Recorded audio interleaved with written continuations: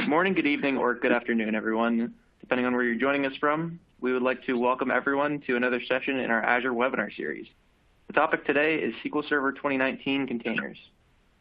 Before we get started with the content today, there are a couple housekeeping items I'd like to just quickly go over with you before I hand it off to our two presenters today. So if you now just quickly take a look over on the left-hand side of your webinar screen, you'll notice a Q&A window. And we are joined today by several subject matter experts who would all be happy to answer any questions you have today. And we will be answering questions from beginning to end of the webinar, and you can feel free to type in your questions there at any point. If you now look over on the right-hand side of your webinar screen, you'll notice a list of resources. So you'll notice that any hyperlinks that you see in the actual media player in the slides that we're showing, you'll notice you can't click on those there, so we've gone ahead and listed out all of those resources out on the right side in that resource list, as well as a few other calls to action we think you might find helpful after the webinar. If you now look below that, you'll see a survey box. And so when we're finished with the webinar today, we would really appreciate it if you took a moment or two to fill out that survey. Please do this at the end. This will really help us, really inform us on what sort of webinars we will be putting out in the coming weeks and months. And we'll also just let us know how you enjoyed the webinar today. Also, a question we often receive is, will the slides be available afterwards? And the answer is, unfortunately, we aren't able to send out the slides, but you should all be receiving the on-demand version of the recording exactly as you're seeing it today, and that'll be coming to you by email within 48 hours. So I'd now like to hand the mic over to our two presenters who've joined us today, and we've got Vin Yu, who's a program manager, and Victoria Nwobodo, who's a product marketing manager. And Victoria is going to start off, so whenever you're ready, I'd like to hand the mic to you, Victoria. Great, thank you, Nick. All right, so SQL Server 2019 builds on a 30-year history of empowering our enterprises to manage all of their relational data, be it operational data, business intelligence, or data warehousing. Today, SQL Server has evolved beyond being an operational database engine. Customers can query and store graph data inside the SQL Server database, and we've added support for R, Python, machine learning, and for the first time in 2017, we made these features and capabilities available not only in Windows, but also in Linux and Docker containers as well. SQL Server 2019 continues to build on all of its industry-leading releases by adding even more robust performance, security, and availability features to enable our customers run the mission-critical workloads for hybrid transaction analytical processes to perform transactions and analytics simultaneously and create new business opportunities. We're continuing to unite workloads and creating a unified data platform for SQL Server and Spark together in SQL Server 2019. For the first time, customers will be able to query over relational and non-relational data in a single integrated solution using SQL Server, and through that, provide insights over all your data, simplifying big data management, giving your developers, analysts, and engineers a single view into all your data, structured and unstructured, and breaking down data silos, delivering one view across all your data landscape using data visualization. We've extended the flexibility of platform and language to you, and in 2019, you now can deploy SQL Server anywhere, on Windows, Linux, containers such as Docker and Kubernetes. And this is great for developers and data scientists who can now build applications, write scripts, and queries in the choice languages, including Java, .NET, Python, T-SQL, and Node.js. And to talk more and demonstrate how this works, I'm going to turn it over to Vin. Thanks, Victoria. So, hi everybody, my name is Vin, and I'm a program manager on the SQL Server engineering team, and I focus on containers. So in this section, we're going to cover SQL Server 2019 with a focus of containers, and this agenda I have shown to everybody here. So to start things off, we're going to recap SQL Server containers to get everybody up to speed, and by covering what they are, what characteristics they have, as well as showing a quick demo of actually deploying SQL Server in containers. So next, we're going to cover SQL Server 2019 container features. We'll also have a demo of SQL Server containers and one of our new features to SQL Server on Linux being poly-based. And finally, we'll cover SQL Server and Kubernetes, and we'll show a demo of a rolling upgrade where we'll upgrade all the instances of SQL Server on our Kubernetes cluster, and at the same time, we'll show that we'll have minimal downtime for our application. So with that said, let's get started. So let's take a quick look at the history of SQL Server containers. In 2017, SQL Server containers, this was our first release of SQL Server containers, and I would say it's really more of a byproduct when we bought SQL Server to Linux. At the time, containers were an emerging technology, and with very minimum effort, we actually bought SQL Server. We put the SQL Server on Linux package. We just put inside a container and we shipped it. And since then, we've regularly updated this container, so you'll see new CUs come from our engineering team, as well as Microsoft, and it was only based on Ubuntu 16.04. So if you take a look at 2019, we've really done a lot more with containers.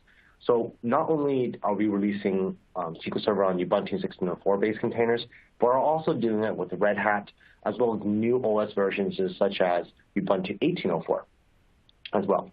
And we've also been putting a lot of focus on easier deployment of SQL Server on Kubernetes and OpenShift through the means of operators, and we'll get into that in a bit. And one of our biggest features, as Victoria mentioned earlier, where we could use SQL Server with tightly integrated with big data and analytics, all of this is really only deployed available through containers. So with 2019, our engineering team is doing, our product team overall is doing a lot more with containers.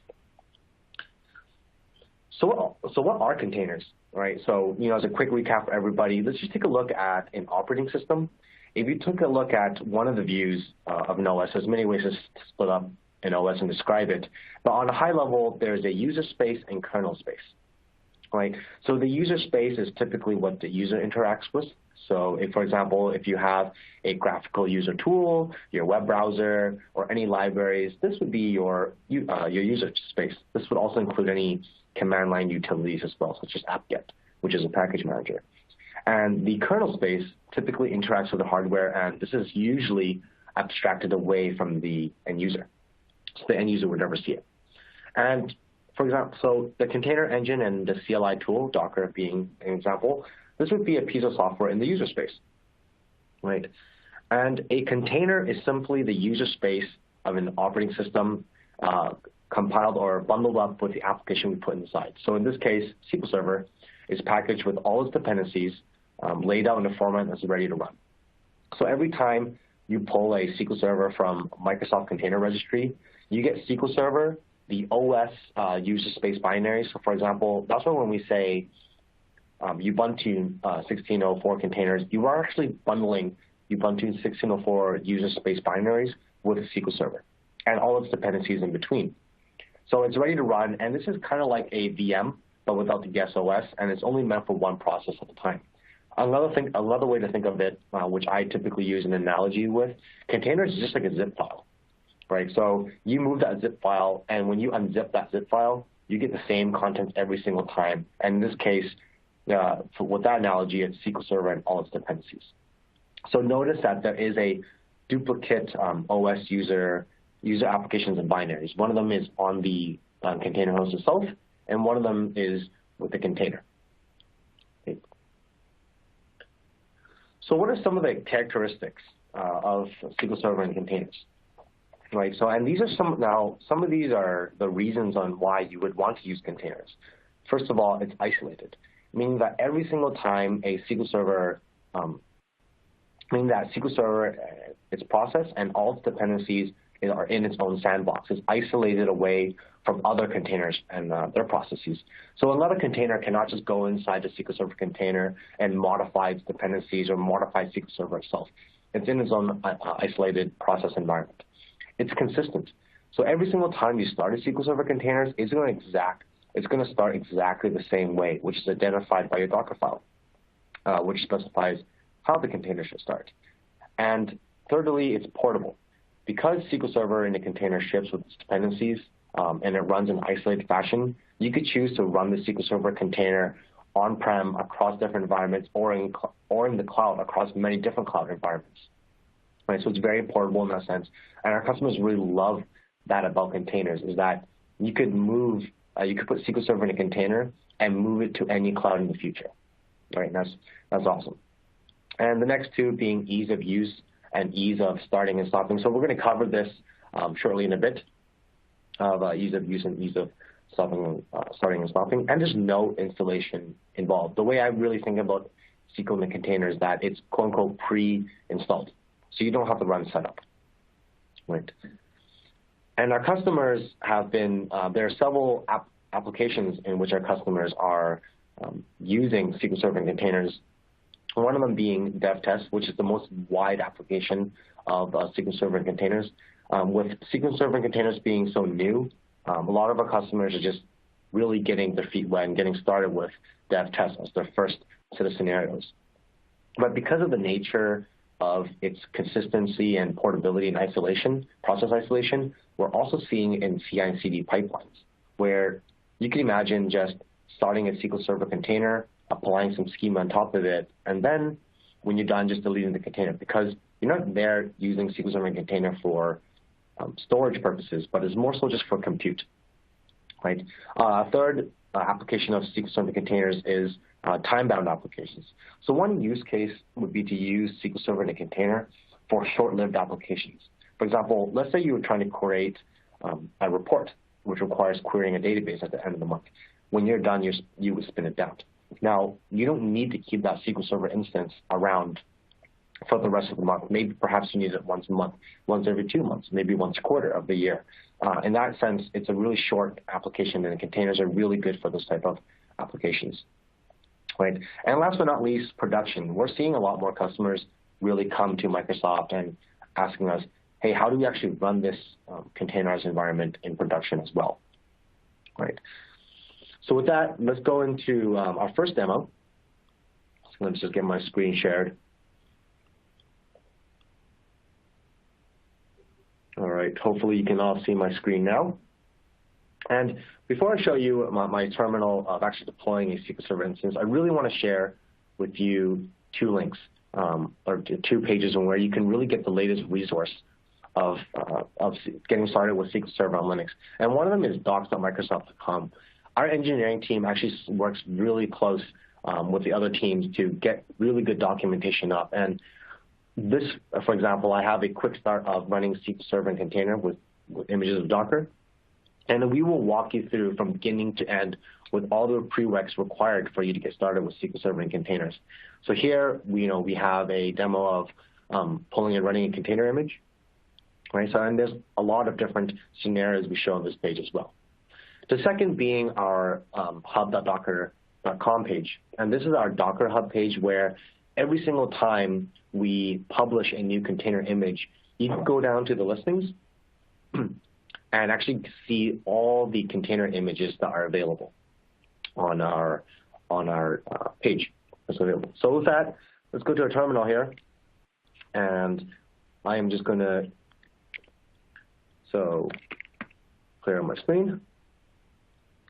So here's the Docker command in which I would run to actually deploy a SQL Server on container on my local machine. So here's the Docker run command, and what's required is actually a minimum of 2 environment variables. One of them is accepting the EULA, and the second being entering an SA password. So here you can see that I'm entering the SA password of just whatever I have it is and accepting the EULA. Then I have a port mapping. So this port mapping indicates what my container should be listening to on the container host, as well as what it maps to internally inside the container, and which is 1433 inside the container because that's what SQL Server by default would listen to. And I'm going to name this container SQL1. And last but not least, I'm going to indicate that this is the container image I want to run, which is mcr.microsoft.com SQL Server. And here you can see a colon. It's 2017 latest. This indicates I want to run the latest CU of 2017. If I do not specify any container tag, it's actually going to pull the latest CU of the latest available GA. And so with that, let's run it. And I can see that my container has already started. So if I do a Docker PS, this will indicate all the Docker container processes that are currently running. And you can see that it has started in less than a second ago. So what I just showed you the server. And this got up in a very short amount of time, right? So, I mean, I already did do the download beforehand so that nobody here has to watch some download bars go on. But you do see that the container image that I am running is what I specified in my command, of course. So with that, let's go to Azure Data Studio. It's going to close this. And I'm actually going to connect.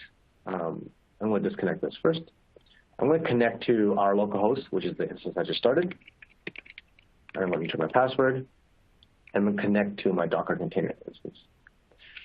And you can see here that the container instance that I'm running is Ubuntu 16.04, even though I am currently on a Mac, right? And it's running Developer Edition.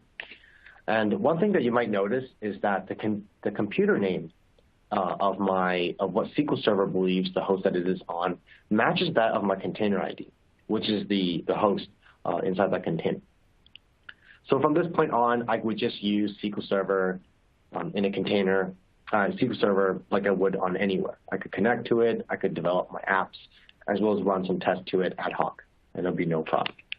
And when I'm done, what I do is I just docker stop SQL1, and this would stop the container image from running. And it takes a moment or two just for SQL Server to shut down. And last but not least, I could just remove this container image. And this would be equivalent to a complete uninstall of that SQL Server instance, right? So let's go ahead and go back to our slides. Take a moment for it to sync. Right. So what I just showed you was how easy it was to do an equivalent of a download and install a SQL Server and get it up and running. So one real-world example of SQL Server and containers that's one use case. I mean what we've seen in one use case is actually doing CI/CD with SQL Server engineering. So our SQL Server engineering team actually uses Kubernetes and Azure VMs to do automated testing of SQL Server on Linux. So every single time we have a new build of SQL Server on Linux, we actually produce a container image with SQL Server in it, and we put it on Kubernetes for testing. And this is all handled through a seamless CI/CD pipeline, right? So every single time we do a test, we have about 700 instances of SQL Server all running inside containers. And usually this is deployed over 150 VM hosts in Azure. And this actually allows for us to have a lot of density and helps us save on costs. For example, we would have, in some cases, 20 container instances per VM, right? And this high density allows us to run a lot more, right? So here's a quick FAQ on what I typically get when I talk to customers or in other events is, is this really the same SQL Server? And the answer is yes. Like as I mentioned earlier, we just put SQL Server on Linux inside a container, and it's exactly identical to that one. What's the performance of SQL Server and containers? And I would say the performance, is actually faster than VMs because you're not using compute resources to be used by the guest OS of a VM, but it's also not as fast as, I would say, SQL Server on bare metal. I would say it's very close in between, closer towards the bare metal side, and it is very fast. What is the licensing model of SQL Server and containers? So this is identical to that of SQL Server and VMs, right, today. How do I persist data if containers are ephemeral by nature? And I get this question a lot.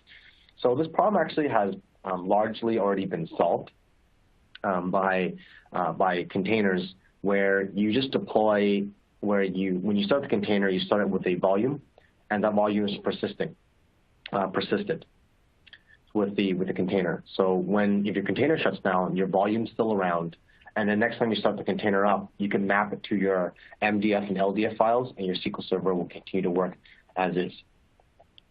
Last but not least, even though I tell folks it's the same SQL Server, I do get the question in another format is, what feature set does SQL Server and containers have? Right. So with that, I actually have a quick slide to help explain this, is that SQL Server container features I have here. So first of all, I would split this up in two ways. One of them being that this is exactly the same engine. So anytime we build for example, a storage engine improvement or relational query processing engineering improvement, we put so no matter where you're running SQL Server, whether it be on Windows or Linux or inside a container, it's all going to have those same set of improvements. So when we do a performance improvement inside the engine, you're going to see that reflect on Linux as well as SQL Server on Linux containers, right?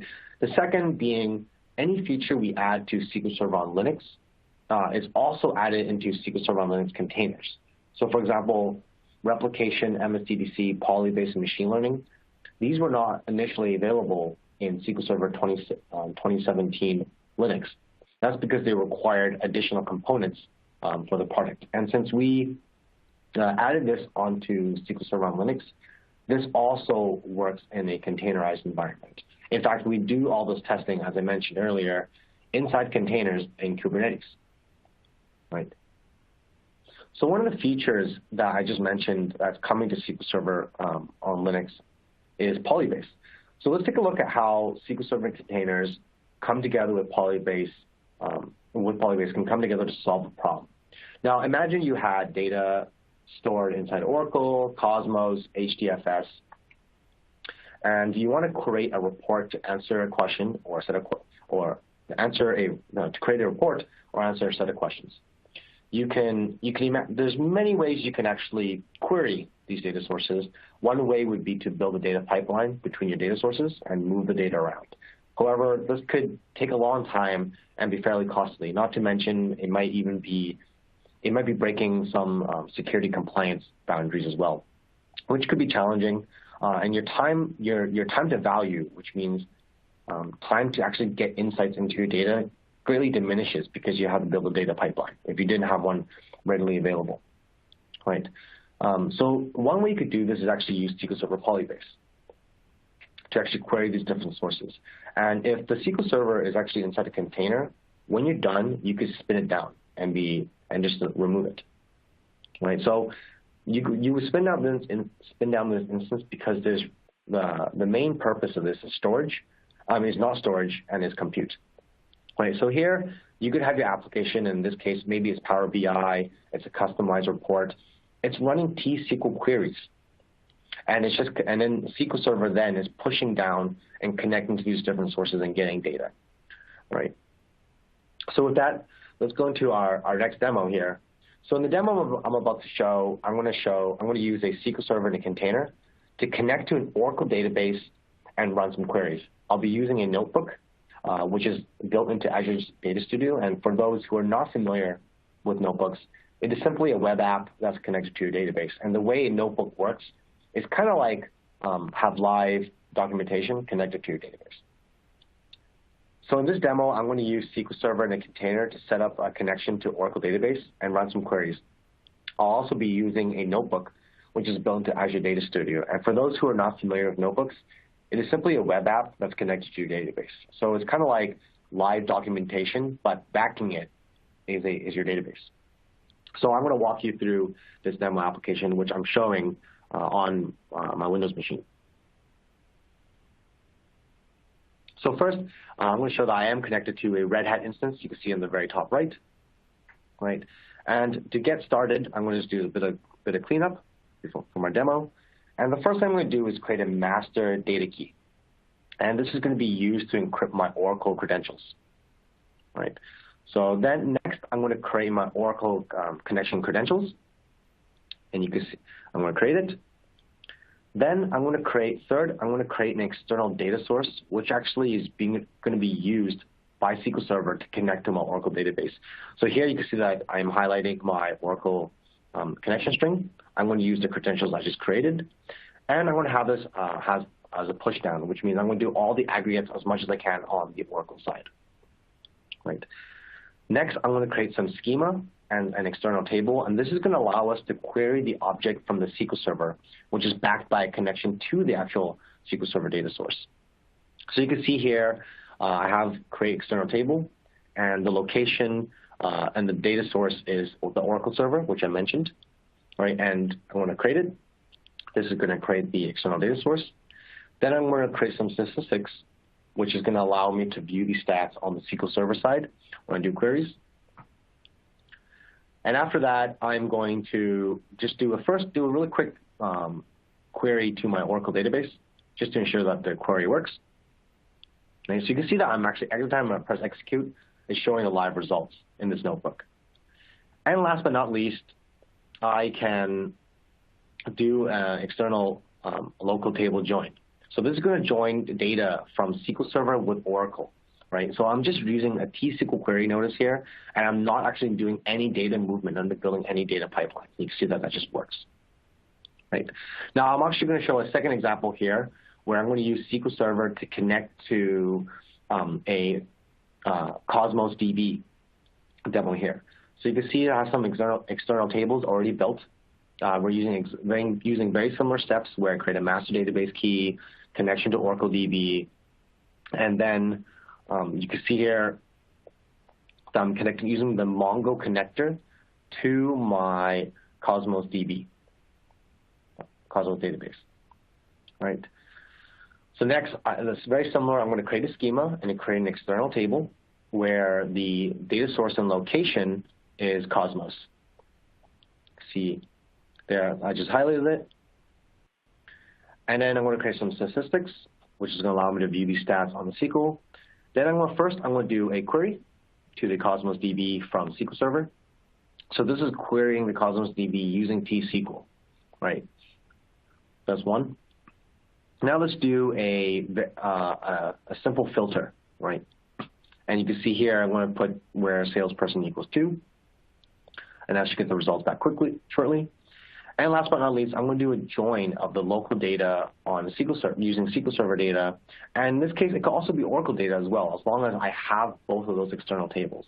And again, I'm using T-SQL and I'm not moving any data around. And that just works as is. So at this point, what I could do is I could just delete my SQL Server in a container instance when I'm done doing all these queries, because there's no need for me to keep my SQL instance server around anymore, right? So it's really good for short-term temporary applications with SQL Server. Right. So with that, let's switch gears to SQL Server and Kubernetes. Now for SQL Server 2019, we've been working on a SQL Server operator for Kubernetes. Right.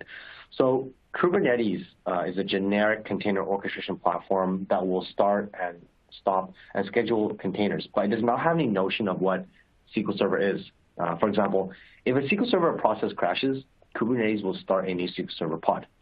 However, it is also possible for SQL Server to be alive and the process is still running, but it's in a bad state, right? So, for example, maybe it's not taking any connections, or it's hung, for example. And this is where the SQL Server operator comes in, which in short and summary is a Kubernetes app or extension, which we've built the logic to so that Kubernetes is aware of SQL Server and can help you deploy SQL Server AGs and help you automate some tasks such as rolling upgrades. All right, so let's walk through how the operator would deploy SQL Server onto Kubernetes.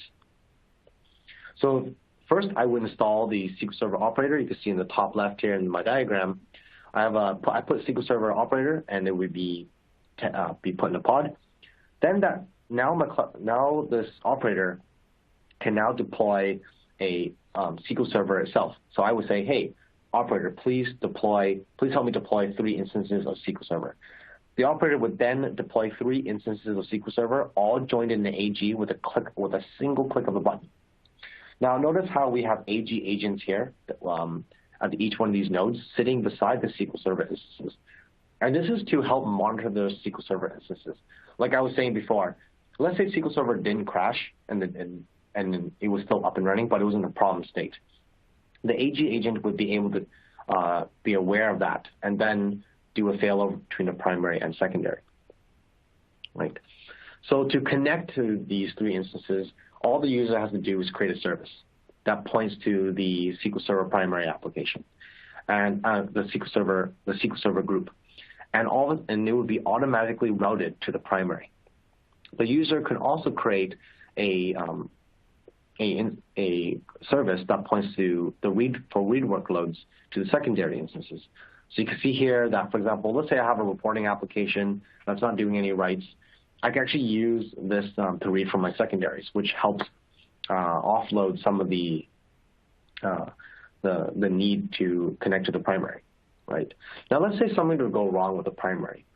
The operator, the AG agent, would be aware that there's something wrong, and it would automatically do a failover. And at the same time, the services will be automatically pointed to the new primary. So that makes it really nice and easy. Now, in a very similar fashion, we could also do a rolling upgrade where we would upgrade the secondaries first, and when those secondaries are upgraded, we would then switch the services to point to the upgraded instances and proceed to upgrade the other instances afterwards. For example, so if you look at this diagram I have in front of us, we could see, let's say we have the one primary on the very left and two secondaries. Let's say I want to upgrade all these instances from, say, CTP 2.2 to 2.3. What would happen is I would first upgrade the secondaries first, and as those secondaries are being upgraded, my application will continue to work because it's pointed over to the primary. And when those secondaries have been fully upgraded, the service would then be pointed to those to an upgraded instances, and then we would then upgrade the last instance where it has not been upgraded. So this is a notion of a rolling upgrade. And doing a service swap between the different nodes is very fast, right? So let's go ahead and show a demo. So in my next demo, what I'm going to show is the SQL Server operator inside OpenShift, which is a flavor of Kubernetes. Right, and soon we will have OpenShift, a managed OpenShift offering inside Azure as well. Right. So here we have. So with that, let's go ahead and get started. So here is our SQL Server operator. Right. So you can see this as an app that's available in the marketplace experience if you have OpenShift installed in your local environment or on any cloud. Right. You can install the SQL Server operator on it, and it will have HA capabilities as well as automated upgrade capabilities. Right, so this operator. And if I were to, so let's go ahead and take a look at the app, which I'm going to use in this demonstration to show that the app is going to be up the whole time. So here I have an app, and you can see that it's a very basic product application. I can click around, and what I'm going to do is show that this app stays up the whole time during the upgrade process. So let's go ahead and upgrade, actually really quickly to show that this is actually running CTP 2.2 and it's in SQL pod 0. And I have pods 0, 1, and 2.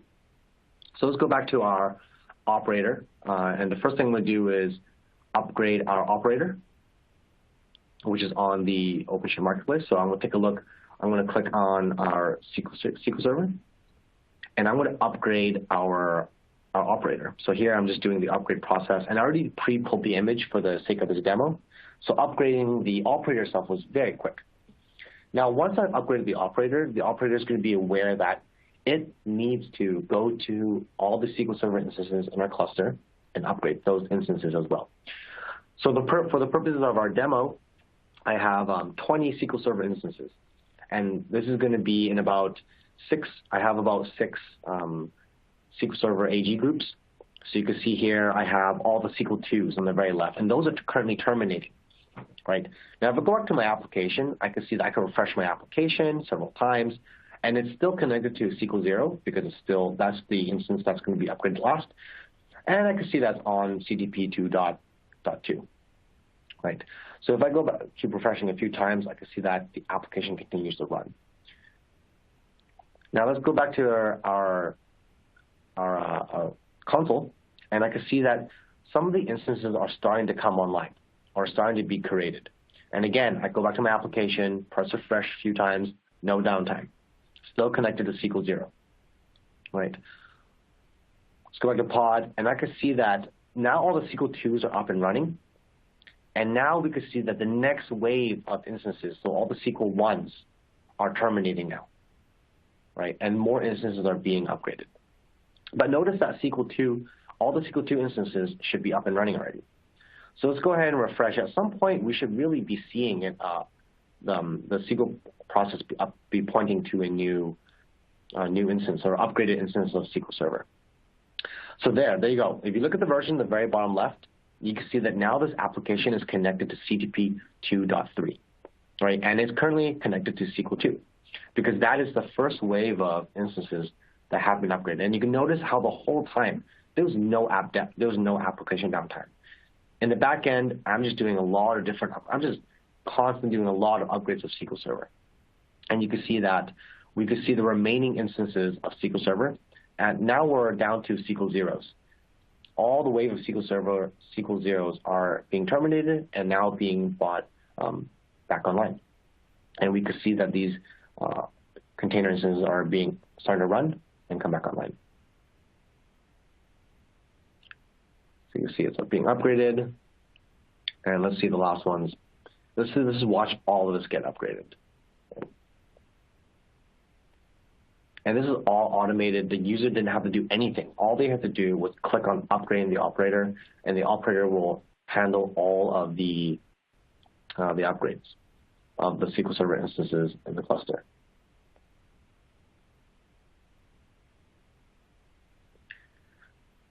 All right. With that said, that was our presentation. I'm going to pass this back to Nick, who's going to help close this out. All right. Thank you so much, Vin and Victoria, for that great presentation.